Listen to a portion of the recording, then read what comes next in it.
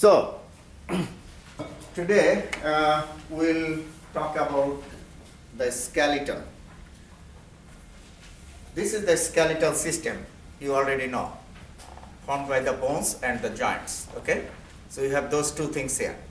So, skeletal system is the whole skeleton. Okay, now in human skeleton you have 206 bones. Okay, and they join to each other where? At the joints, right, to form the skeleton. So bones join at the joints to form the skeleton. Now the whole skeleton is divided into two parts. How many? Two parts. This portion is called the axial skeleton. This part, that means head, neck, thorax, right? This is called the trunk. This part is the trunk of the body. So your head, neck and trunk. Make sense? Those three parts belong to the axial skeleton. Rest part, that means what? Your upper limbs and lower limbs, they belong to the appendicular skeleton or appendicular part. So, those are two parts of the skeleton, axial and appendicular. We'll come. Axial is there, the top. Okay. Now, axial skeleton consists of 80 bones. 80. How many? 80. Okay. And rest of the bones, you have total 206. Rest of the bones belong to appendicular skeleton. Okay. So,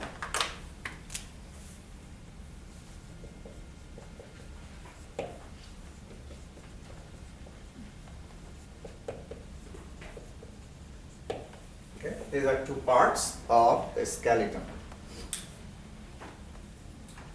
Now here in this picture you see by two different colors you can see those two parts. Is it clear? Okay. Axial is shown by that bluish color and appendicular is by that yellowish color. First we'll see the axial bones and we'll start from the top. This is the skull, you all know, right? This is the skull. In your skull, you have two sets of bones. Cranial bones that covers the brain, and facial bones form the framework of your face. So these bones are what? Cranial bones. Make sense? Cover the brain, most important organ of the body, right? So, these are the cranial bones, form the cranial cavity, and inside that you have the brain. Okay? So, around the brain. And in your face part, you have the facial bones. How many cranial bones you have? 8. 8 cranial. And how many facial? 14. So, axial skeleton consists of the head part, bones of the head, neck and trunk. Okay. Appendicular consists of what? Upper limbs, right, and lower limbs.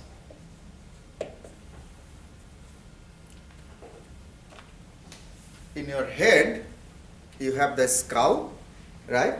And the skull consists of how many cranial? 8. Cranial bones 8. And facial, how many I said, anybody? 14. Okay? So skull consists of those two types of bones. Now,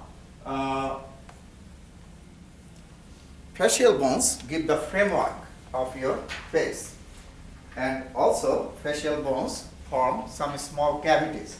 For example, orbital fossa, right, for your eye, nasal cavity, right, oral cavity. Make sense?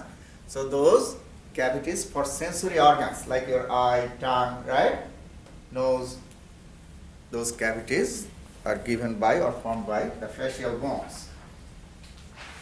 And also facial muscles. A number of small muscles are attached to the facial bones. You know that, right? We have muscles here. Tell me, what is the most important function of your facial muscles? Expression. Facial expression, but facial not only, that is not the most important. Eating, chewing, right? You move the mandible, right? To chew the food, right? To speak, you open the mouth, right? So those are important, but also facial expression, like when you get angry, your face changes, right? When you are happy, your face changes, smile. So those are the functions of those muscles, right? So those muscles help in those actions. Here you see the cranial bones and facial bones. Cranial bones are attached to each other by sutures. These are the joints. Sutures. Okay. Now, 8 cranial bones. What are those? You have one frontal bone here. Okay.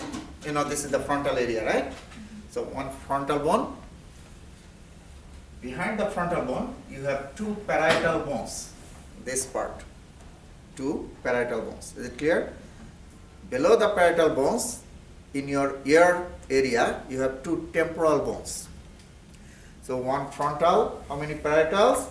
2. And below them, you have 2 temporal. Okay? And in the back, you have occipital, 1. Then, in the floor of the skull, if you see the bottom of the skull, you have sphenoid and ethmoid. Those 2 bones you don't see from outside easily because they are forming the floor of the skull. Make sense? They are in the bottom of the skull. So those are 8 cranial bones. In this picture, you can see some cranial and facial bones. Not all, right? Because you are looking from the front. You are looking only the front part, right? Front view of the skull. So let's see which bones you can see. The big yellow one is the frontal, right? This one, okay? And behind the frontal, you have parietal. So you see the part of parietal, the red color. And below the parietal, you have temporal bones. Make sense? Temporal. Now, if you see the facial bones, a part of sphenoid you can see through the orbital fossa, if you look through, small part of sphenoid and a small part of ethmoid. Those are mainly forming the floor, but small part you can see through the nasal cavity and orbital fossa. Now, if you see the facial bones, this is the largest one. What is this? Anybody? Mandible. Okay? This is called mandible. Strongest, largest, and only movable bone. This is the only movable bone of your skull, whole skull. Only bone you can move. And we move a lot, right? This one. When we eat or talk, always we move. Then you have 2 maxillary bones from the upper jaw. So mandible forms the lower jaw, and maxillary bones, how many? 2. Remember, they join together here at the midline and form the maxilla. So this whole thing, upper jaw, is the maxilla, and maxilla is formed by 2 maxillary bones. Is it clear? So maxilla is only one, this whole thing, okay? And formed by 2 maxillary bones, okay? And cheek bones here. You know the prominence of cheek? That is the zygomatic bone. Okay, so we have two zygomatic bones. Make sense? Then you have nasal bones from the bridge of your nose. Nasal bones, okay? And behind the nasal bones, you have lacrimal bones forming the medial side of the orbital fossa here.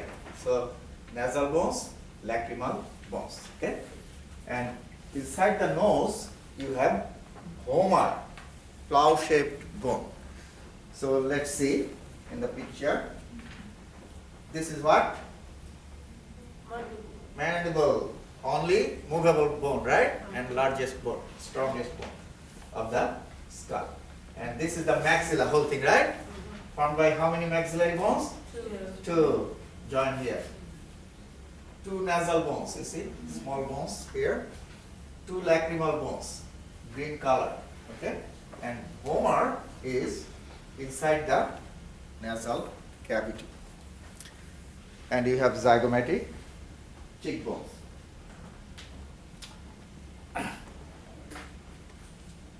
Sutures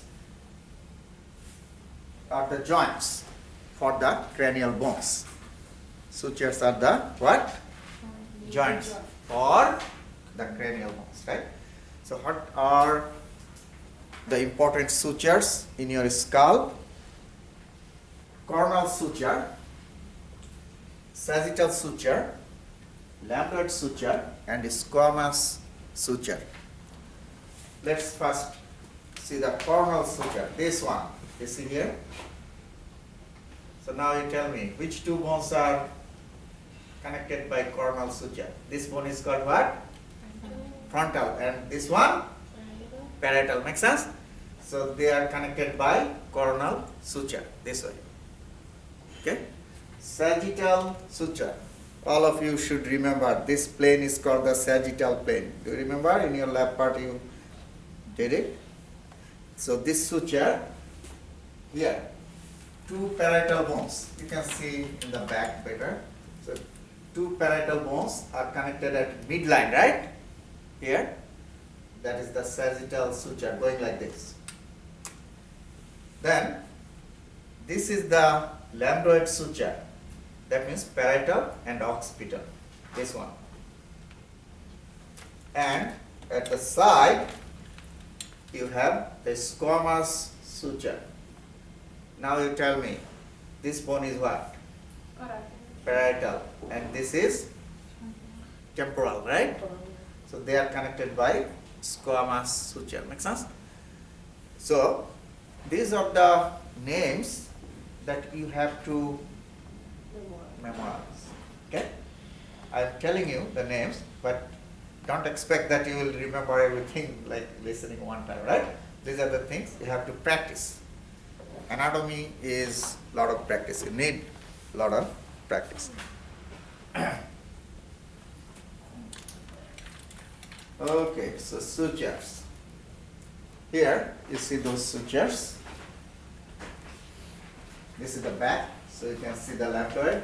You can see the sagittal, right? This is the bottom of the skull. Now, in the bottom of the skull, you see many openings. You see that? Many, some are small, some are large, right? Some are oval shaped, some are round. So you have many openings. Why? In the bottom of the skull, you have many openings. What do you think? The spine. Spine is only one, right? But you have many. One is for spine, that's the biggest one, right? That's the biggest one. That is called the Foramen Magnum. You see, the big one? That is for the, we don't say spine, it's spinal cord. Okay? Spine is this whole thing. Only the spinal cord that passes through the Foramen Magnum. No. Why you have many openings in the bottom of the skull? Why? This is a very, simple question. What should go to the brain? Blood vessels, right? And nerves should come out from the brain. Make sense? So many blood vessels, many nerves. Nerves get out from the brain, and blood vessels, take the blood to the brain. Arteries, veins, right? And nerves. So that's why you have many openings in the bottom of the brain. Okay. So the largest one is called the Foramen Magnum. Foramen means opening, round opening. So this is the largest, Foramen Magnum. Make sense? For the spinal cord. When you will study the bones in your lab, you will learn the name of some of those foramen. Okay? So just know that in the bottom you have many foramen or opening. Now,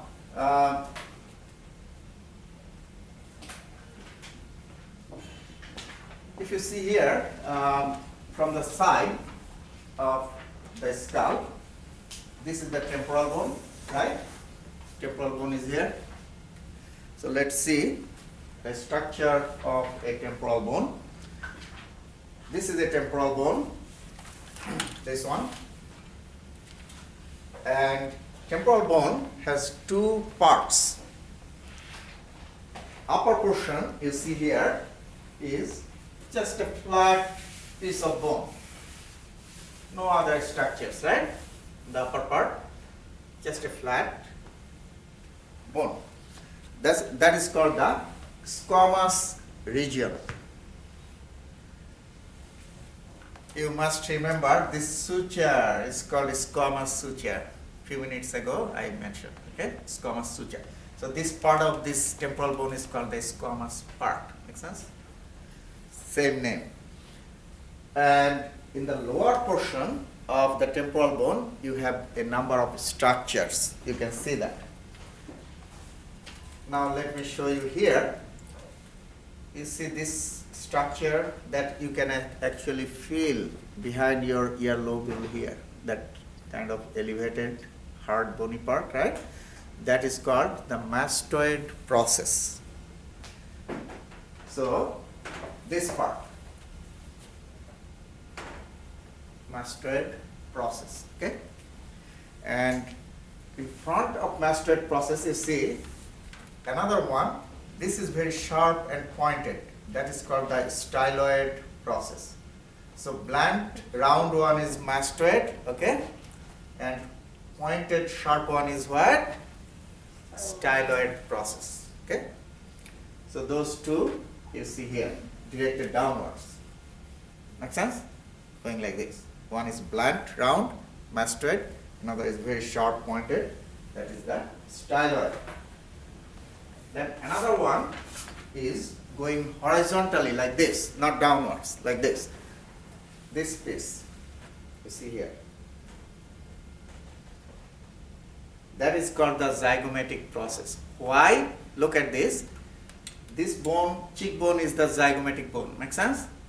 So this part of temporal bone is going to the zygomatic bone. That's why it is called the zygomatic process. Going to the zygomatic bone, okay? So when you will study the bone, you need to think why the name is this, okay? In many cases, it will make sense. The part is going towards the zygomatic bone or to the zygomatic bone, that is the zygomatic process, okay? So otherwise it will be difficult to memorize. So those are three structures, those are the processes. Then you have the opening of your ear, that is called the external acoustic meatus, outer ear canal, okay? And yeah, so just know that those are some structures in the temporal bone. This is important for your lab too. Sphenoid bone is in the floor of the skull, in the bottom of the skull. Now, sphenoid bone looks like, what do you think? Butterfly or bat. Make sense? Flying butterfly or bat. sphenoid bone has a body in the middle. Body should be in the middle, right? And wings. 2 greater wings and 2 lesser wings. Make sense? That means 2 big wings and 2 what? Small wings. And 1 body, right? In the middle. Okay. So this is the body of the sphenoid, this part, and these are the wings. So these 2 are greater wings. You see, big, and these 2 are lesser wings. So those are the wings. Now, on the top of the body, upper surface of the body, if this is the body, in the upper surface you will see a fossa. Fossa means a depression like this, okay? Depression. Sink-like depression or basin-like depression. And that is for the pituitary gland. Pituitary gland sits there. Pituitary gland is called what? Master gland, right? It's a boss. So that boss gland sits there. And another name of pituitary is hypophysis. Pituitary is also called hypophysis. That's why this fossa is called hypophyseal fossa. Make sense? For the pituitary gland. Okay? So that important structure sits there. That's why you have that nice, sitting fossa or depression there. Okay. And in the back part of greater wings, you have oval-shaped foramen called foramen oval. Oval shape, like egg. Ethmoid, another bone in the floor of the skull. Ethmoid bone looks like this. Okay? So now you see ethmoid bone has a middle portion here and 2 lateral masses. We say lateral masses. Okay? Lateral mass. How many? 2. First, let's see the middle portion. In the middle portion, the part is going upwards, extended upwards. That is called crista galli. You see the top, crista galli. And the part is going downwards like this, you see. This part going downwards and forms the nasal septum, goes inside the nasal cavity. You know nasal septum, right? The partition between 2 halves of your nose. So that is forming the upper part of nasal septum. That is called the perpendicular plate of ethmoid. Perpendicular plate. So the part is going upwards, that is the crista galli, and the part is going downwards, that's the perpendicular plate. This bone is ethmoid, so perpendicular plate of what? Ethmoid. Make sense? Forming the upper part of nasal septum. Now, let's see the lateral masses. In the lateral masses, you have many sinuses or air cells. Same thing, okay? Sinuses or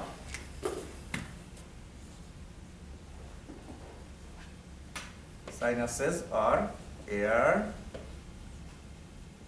cells. Many in the lateral masses. That means those cavities you see here are filled with air. Okay? Filled with what? Air. Air-filled cavities are called sinuses. Have you heard sinusitis? Sinusitis. So sinusitis is the inflammation of sinuses. Okay? So infection occurs in the sinuses and fluid secretion occurs, fluid accumulates, right? And that causes that, problem, heaviness because fluid accumulates, infection, right? Inflammation, pain, and those problems. Okay. So that's the sphenoid. If you look at the floor of the skull, by opening the top part of the skull. Just you see here, we can actually cut the skull this way and can open this part. When you will do the lab, you will open this and you will see the structures from the top. This is the sphenoid bone, that butterfly or what? Bat.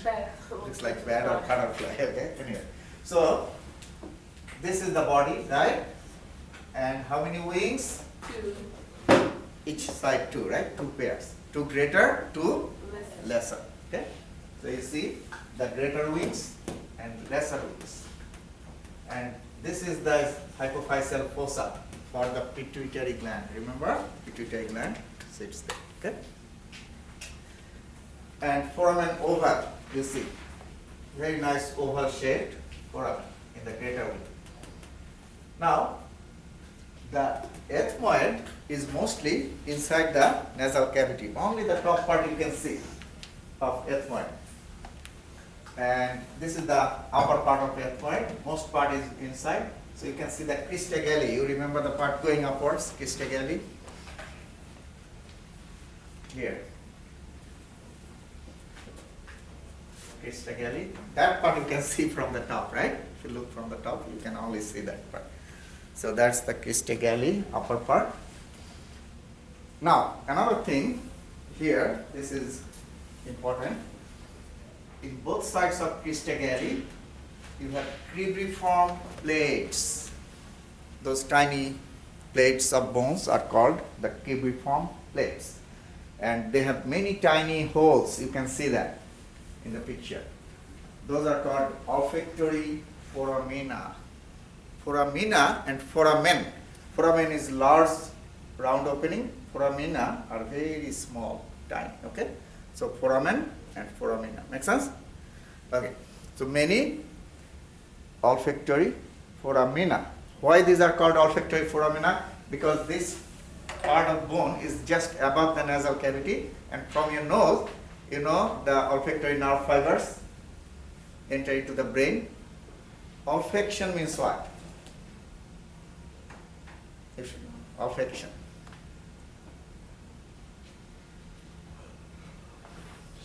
Smell. Olfaction, okay?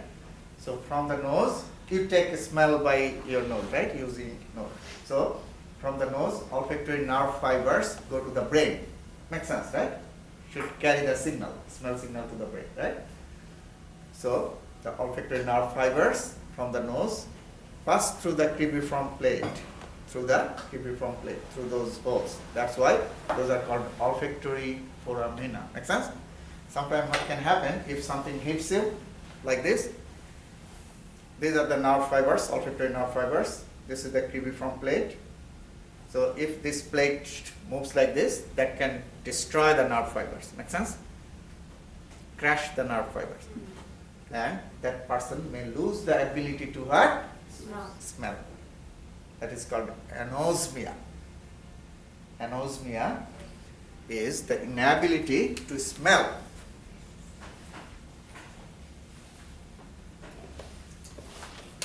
Okay, so those are the things. You will also see the foramen magnum or the spinal cord, okay, and temporal bones from inside. So those are some structures you'll be able to see in the floor of the skull. Facial bones, we'll talk about the large facial bones. I told you how many facial bones, anybody remember? 8. Cranial is 8. 14. 14. Good. So 14 facial bones. And the strongest, largest, and only movable one is what? Mandible. Mandible. Okay. And other bones are fixed, immovable. And you already know that this part is called the maxilla, right? Upper jaw. How many maxillary bones? 2 join here, right? To form the maxilla. And you have how many cheekbones? 2 zygomatic bones, right? you have two nasal bones. I have shown you. I have shown you lacrimal bones behind the nasal bones. Okay? Palatine bones are two from the palate. Now that bone you don't see from outside because you know palate. Do you know? If you put your finger inside and move up, you'll touch the palate, right? You can also touch with your tongue, the roof of the mouth. So palate is formed by palatine bones, two. Okay? And vomer, plow-shaped bone inside the nose here. Vomer. Okay? And two nasal concha, they are also inside the nasal cavity. You don't see from outside. Okay? So those are 14 facial bones.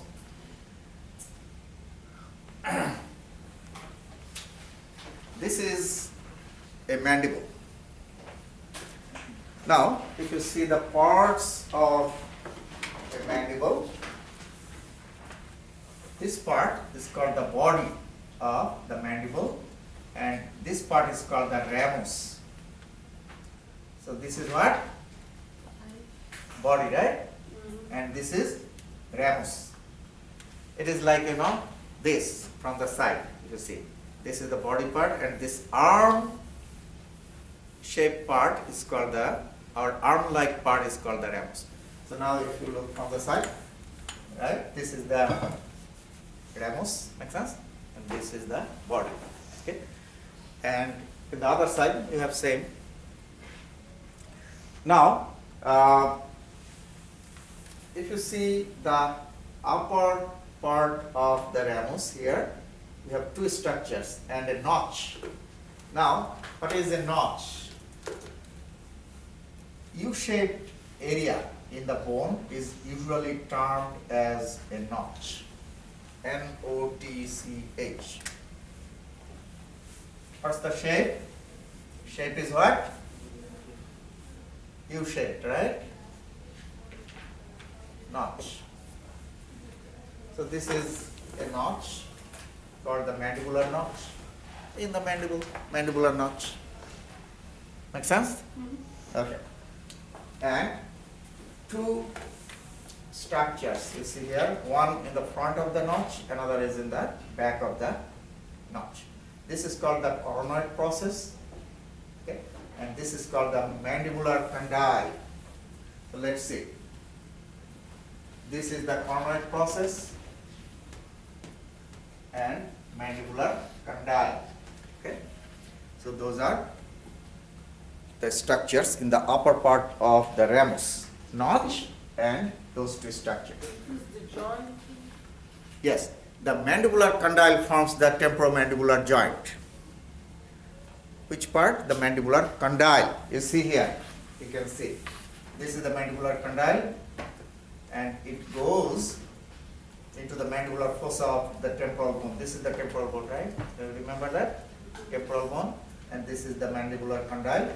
Mandibular condyle fits into the mandibular fossa of the temporal bone and forms the temporomandibular joint, TMJ. Temporomandibular joint. You see, the names are not difficult. The joints, most of the joints are named after the bones. Now, you need to know the name of the bone, right? So this is mandible, right? This is mandible, and this is what? Which bone? Temporal bone, right? So, where these two bones join? Temporomandibular joint. We just use an O in between to join them. Temporomandibular joint, TMJ. Have you heard this name? Something interesting happens. Locked jaw. Sometimes a person opens the mouth but cannot close. Mouth stays open. Okay, that's a problem in the joint that happens. Okay, so that's the ramus. In the body part, you have two foramen here. Now you tell me, if you remember, This part of the body is called what? Mental. Remember? Frontal, Yes. buccal, mental. Remember that? So if you know that, this foramen, tiny holes are called what? Mental foramen. Does it make sense? So, but to remember, you need to know the previous things. If you know one, another becomes easy. Make sense? So you're supposed to know this is mental area. So the foramen is mental foramen. Okay? So, two mental foramen.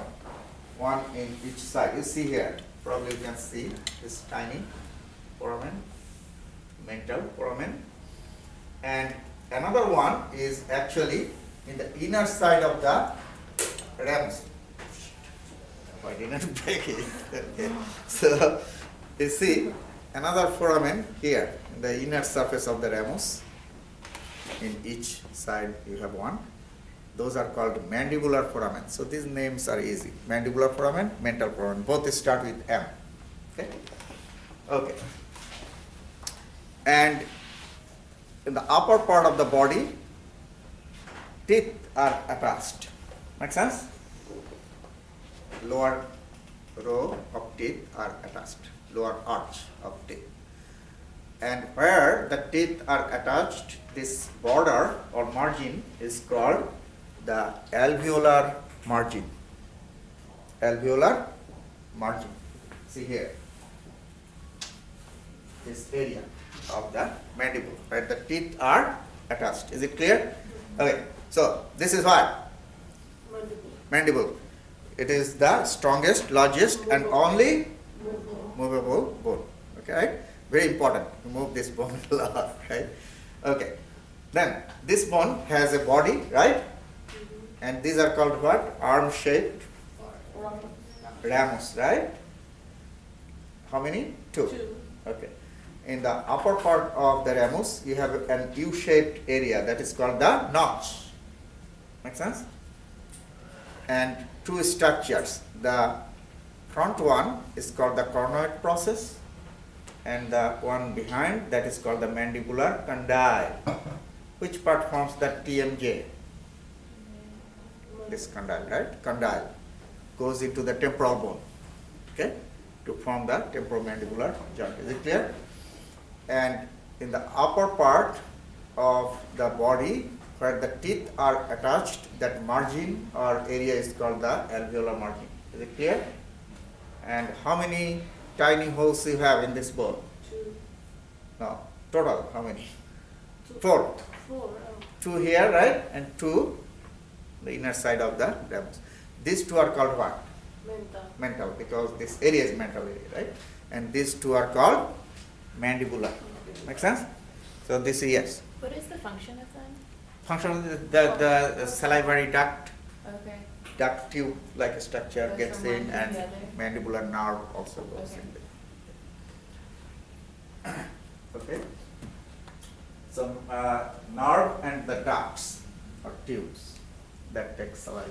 Okay. Now if you yeah, so that's the mandible, and those are the important parts of the mandible.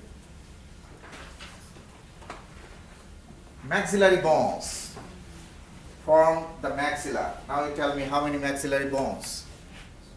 Two. Two. Form one maxilla, right? The whole thing is the maxilla. Okay. Maxillary bone is called the keystone, are called the keystone bones. Why? Because there are a number of reasons for that. You see, your maxillary bones are here, right? Almost in the middle of the what? Face. Sitting in the middle of the face, right? And all the facial bones, how many facial bones you have? 14. 14, right? 13 of them, except the mandible. 13 of, including the maxillary bones, 13 are attached to each other, except the mandible. Mandible is only attached to the temporal bone. Remember that? Temporomandibular joint? This is movable. Yeah. Other bones are attached to the maxillary bones. So now you think maxillary bones are sitting in the middle, and holding what? All other bones. Make sense? So it is the keystone bone, or these are the maxillary bones are the keystone bones of the face, sitting in the middle and holding other bones except mandible together. This is one maxillary bone, and you see in the lower part of the maxillary bone where the teeth are attached, upper dental arch. That area is also called alveolar. So alveolar area is in the mandible as well as in the maxilla. Make sense? Right, the teeth are articulated or attached. Now, this is the maxillary bone, alveolar margin. Now the part of the maxillary bone, you see this part, is going to the, which bone is this? Anybody? Cheekbone, right? What is the name? Zygomatic bone, right? So the part of maxillary bone is going to the zygomatic bone. That is called the zygomatic process of maxilla. Make sense? Zygomatic process. Another part you see here from the maxillary bone. Another part is going like this. Which bone is this? Frontal, right? Remember that? So that process should be called what? Frontal process. So maxillary bone has two processes. One is going towards the cheekbone, that is the zygomatic process. Another is going towards what? The frontal bone. That is the frontal process. Okay. So that's how when you will study these bones in the lab part, you will see individual bones. Okay. And think why this is called frontal process of maxilla. Because this part is going to the frontal bone. Make sense? Why this is called the zygomatic process of maxillary bone? Because it is going to the zygomatic bone. Make sense? So you have to correlate.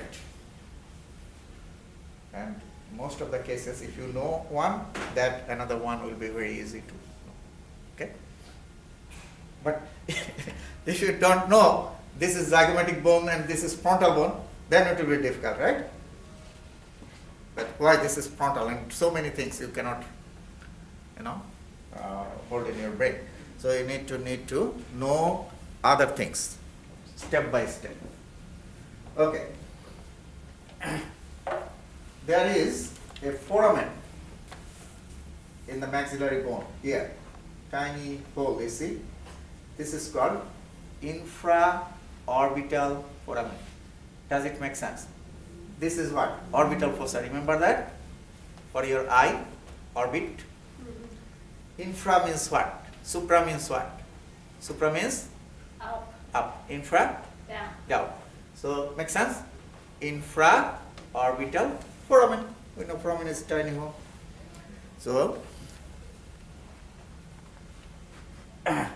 one more thing. Inside the maxillary bone, you have a large sinus. Sinus is filled with what? Air. You remember a few minutes ago I wrote on the board, sinus or air cells, right? So sinus is air-filled cavity inside the bone. And the largest sinus in your body or in your skeleton is inside the maxillary bone. So basically, if you make a hole here, you will see big cavity inside. Okay, big air-filled cavity. So that makes this bone what? Heavy or light? Light. Light, right? Because it's basically there is a big cavity inside, filled with air. So sinusitis occurs in this sinus a lot. Zygomatic bones are cheek bones from the prominence of cheek, I mentioned before. Nasal bones form the bridge of your nose here. This one. And lacrimal bones are behind the nasal bones, and lacrimal sacs and lacrimal duct. Now, this is the lacrimal bone. There is a tiny fossa here. Do you remember I showed you hypophyseal fossa? for the pituitary gland. Fossa is like, depression of the bone, where something can sit, right? Something can do what? Sit in it.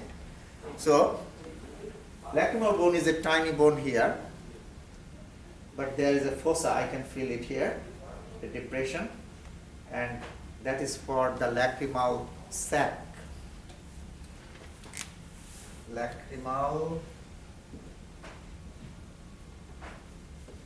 sac, filled with fluid. That fluid is called what? Okay, makes sense?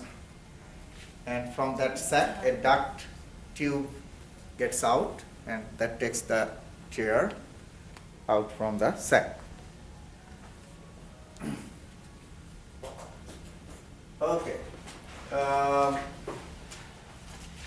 Palatine bones, I already mentioned, from the palate, roof of the mouth, and two palatine bones joined to form the hard part of the palate. And homar, cloud-shaped bone,